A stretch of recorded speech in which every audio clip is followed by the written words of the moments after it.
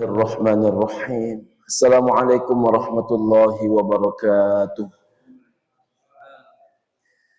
Innal hamdalillah salatan wassalaman ala Rasulillah. Asyhadu an la ilaha illallah wahdahu la syarikalah wa asyhadu anna Muhammadan abduhu wa rasuluhu la nabiyya ba'dah. Allahumma shalli ala sayyidina Muhammad wa ala alihi wa ashabihi wa mawalah amma ba'du. Ibu dan bapak pengurus, orang tua dan orang tua kami sidang jamaah zuhur rahimakumullah, insyaallah seluruhnya dimuliakan Allah Subhanahu wa taala. Amin ya rabbal alamin.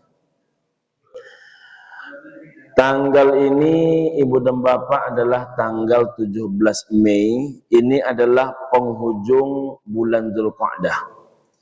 Insya Allah besok tanggal 18 Mei itu adalah bertepatan juga dengan tanggal 1 Zulhijjah. Apa yang kita lakukan di tanggal 1 Zulhijjah? Idza ra'aitum hilala Zulhijjah. Apabila kata Nabi kalian sudah menengok masuk hadir bulan Zulhijjah.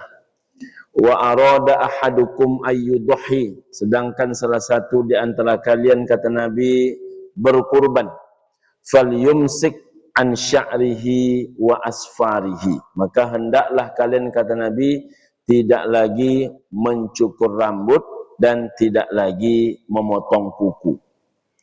Rambut yang mana? Segala rambut. Kuku yang mana? Segala kuku. Jadi ibu dan bapak rahimakumullah, kalau sudah masuk tanggal 1 Zulhijjah maka tidak lagi mencukur rambut dan tidak lagi memotong kuku bagi para peserta kurban. Apakah kalau tercukur ataupun terpotong batal kurban Pak Ustaz? Tidak, tetapi hilang salah satu yang sunnah. Hal yang sunnah ini kan ibu dan bapak rahimakumullah, amal ibadah yang tak didapat setiap saat. Maka rugilah kita kalau sesuatu yang Allah Ta'ala berikan kelebihan tetapi kita tidak memanfaatkan. Kapan boleh dipotong kuku dan dicukur rambut itu? Bolehnya setelah hewan kurban itu disembelihkan. Setelah hewan kurban disembelih, maka kemudian sudah berlakulah pembolehan baik mencukur rambut maupun memotong kuku. Maka ibu dan bapak yang nak mencukur-cukur, yang nak memotong-motong, maka paling baik dilakukan pada hari ini. Yang kedua, ibu dan bapak rahimakumullah, Nabi kata para sahabat di pagi hari itu datang langsung ke lapangan solat Id.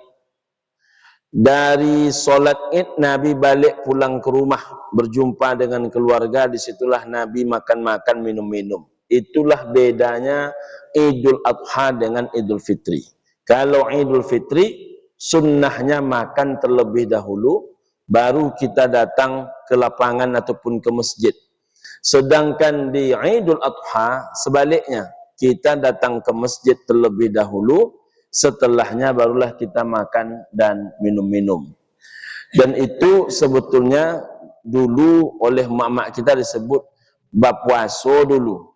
Kalau di hari raya Idul Adha, kalau di hari raya Idul Fitri bab buka awak dulu. Itu istilahnya yang kurang pas, karena yang disebut dengan puasa itu mulai dari terbit fajar hingga terbenam matahari. Sedangkan yang disebut dengan berbuka yang disebut dengan berbuka itu ibu dan bapak rahimakumullah, itu kan bila terjadi terbenam matahari. Jadi kalau seandainya pagi hari itu kita makan dulu, baru kita pergi sholat Id di hari raya Idul Fitri, itu murni sunnahnya saja.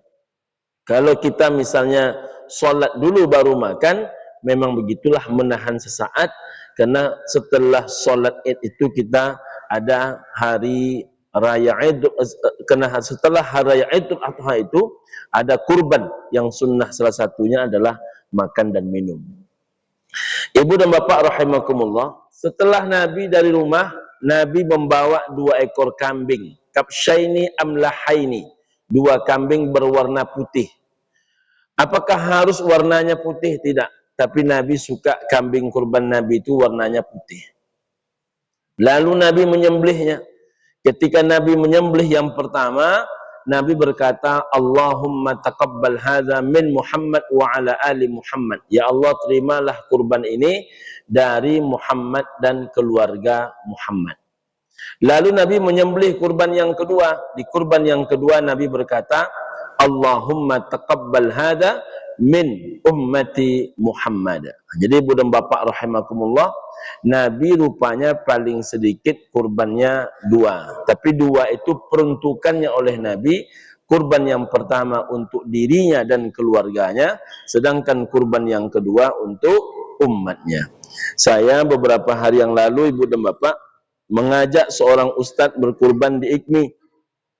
Lalu beliau menjelaskan, mohon maaf ketua, saya pada tahun ini kurbannya hanya 2. 2 itu, 1 di tempat saya tinggal, itu untuk saya dan keluarga saya, kata beliau. Sedangkan yang kedua, saya cari masjid yang memang tidak seimbang jumlah warga dengan jumlah peserta kurban. Lalu saya peruntukkan kurban itu untuk guru-guru yang pernah mengajari saya. Mulai guru SD sampai guru saya setelah menjadi dosen. Apakah boleh mengkurbankan guru-guru kita dari sejak SD sampai kita menjadi seperti ini? Itu merujuk hadisnya kepada Nabi mengkurbankan umatnya. Lalu bagaimana dengan mengkurbankan orang yang telah wafat? Saat Nabi mengkurbankan kurban yang pertama dengan berkata Allahumma taqabbal hadza min Muhammad wa ala ali Muhammad, saat itu Sayyidah Khadijah istri Nabi sudah wafat. Artinya, apakah Siti Khadijah termasuk orang yang dikurbankan oleh Nabi? Tak ada satupun yang berani mengatakan tidak. Lalu yang kedua, ketika Nabi mengkurbankan yang kedua, Allahumma taqabbal hadza min ummati Muhammad, saat itu umat Nabi itu kan tidak semuanya hidup. Umat Nabi yang sudah tiada pun banyak. Maka ini menjadi dalil tentang bolehnya mengkurbankan orang yang telah tiada. Lebih rinci, ibu dan bapak, kita bisa membuka dalam kitab Al-Fiqhul Islami wa Adillatuh Profesor Wahbah Az-Zuhaili tentang bab mengkurbankan orang yang telah tiada. Bolehkah atau sahkah kurban terhadap orang yang telah tiada? 4 ulama besar, baik Imam Malik, Imam Syafi'i, Imam Hanafi, Imam Hambali, tak ada satupun yang memperdebatkan keabsahan mengkurbankan orang yang telah mati. Jadi tak ada satupun. Jadi kalau ada ustadz sekarang yang memperdebatkan kurban orang yang mati, berarti agak tinggi levelnya sedikit daripada Imam Malik, Imam Syafi'i, Imam Hanafi, Imam Hambali. Karena keempat-empat ulama ini tak ada memperdebatkan. Cuman ulama yang 4 ini mereka sepakat dalam kurban wasiat. Kurban wasiat itu kurban yang mana? Kurban wasiat itu andai ayah mak kita meninggalkan 10 hektar sawit. Lalu dia berkata kepada anak-anaknya, besok nak kalau ayah mak tak ada lagi, jangan lupa kalian tiap tahun kurbankan emak atau tiap tahun kurbankan ayah. Jadi ditinggalkannya sawit 10 hektar. Nah, maka hukum kurbannya, menurut keempat-empat ulama, hukum kurbannya wajib. Tapi, jika tak ditinggalkan apa-apa, penyambung hidup anaknya pun tak ada. Lalu dia berkata, pokoknya tiap tahun nak kurbankan besok emak ya, kata dia. Maka hukum wasiatnya, ataupun hukum mengkurbankannya tidak wajib. Karena tergantung kemampuan si anak. Mampu buatlah, kalau tak mampu tak ada masalah. Karena memang tidak ada modal untuk melakukannya. Tapi kalau ada modal melakukannya, maka keempat-empat ulama mengatakan hukumnya wajib. Nah, persoalan itu baru muncul jika bagaimana kalau seandainya orang tua tak berwasiat, sawitnya ditinggal. Sawit ditinggal 10 hektar, tapi wasiatnya tak ada. Nah, barulah keempat ulama ini tak sama pendapatnya. Jadi mereka baru berbeda pendapat setelah tidak ada wasiat. Kata Imam Malik mengatakan jika tidak diwasiatkannya, hukum kurbannya makruh. Kenapa kok makruh? Alasannya sederhana. Kan belum tentu orang itu menyetujuinya. Jadi belum tentu orang itu menyetujuinya. Menutahunya kok umpamu kok. Inyo kok juara satu lomba judol. Mati ayahnya kok dikurbankan di anaknya, tersinggungnya. Karena belum dia setujui. Padahal ayah kok nak selama-lamanya dicap sebagai yang juara satu judol terus. Maka makruhnya karena belum mendapat persetujuan.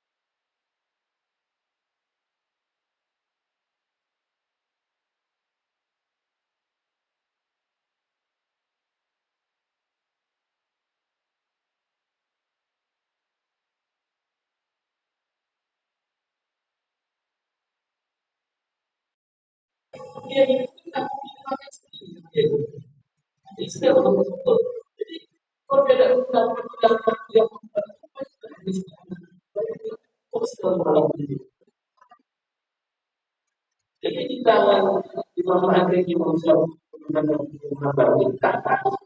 hanya beda-beda sedikit. Ada mendapat usaha-usaha baru, menjadi baru, dan dapat itu jadi panas sekali. Jadi kita akan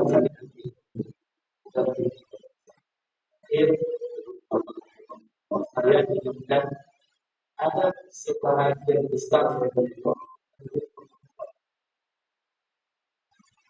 seorang peserta kembali jika dia menjadi jika dia yang memenangkan dan yang itu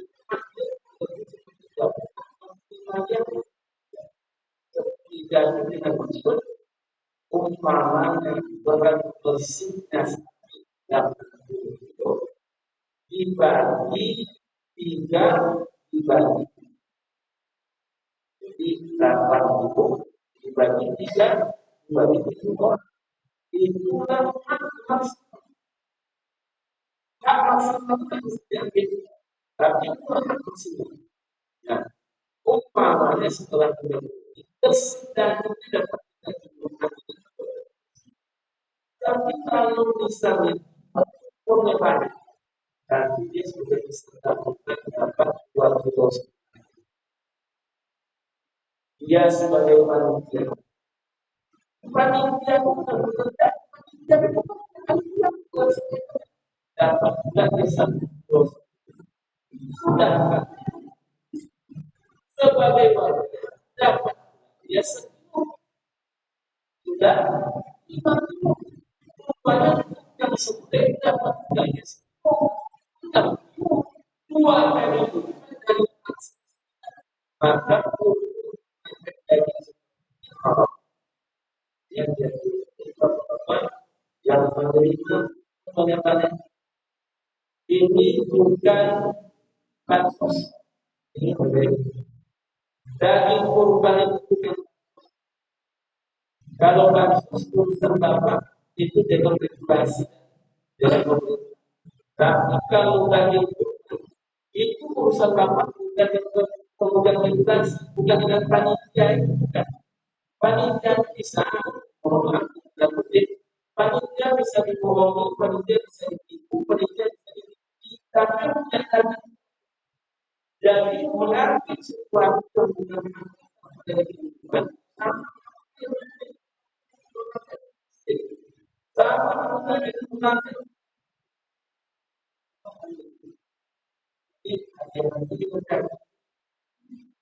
berbukan juga maksudnya kami kami berbukan hartanya jangan itu satu banget bapak sudah berbukan berurusan dengan Allah kita kadang-kadang semua meninggalkan bukan upaya ada hal yang prinsip pertama mengambil Allah hadir Allah dan bimbingnya Allah, kita sebenarnya melakukan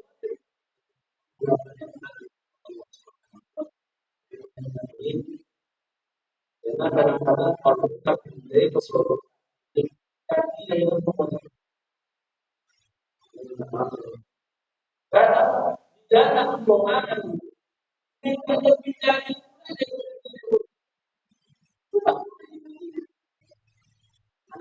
kita bersama dan selalu mensampaikan hal sifat yang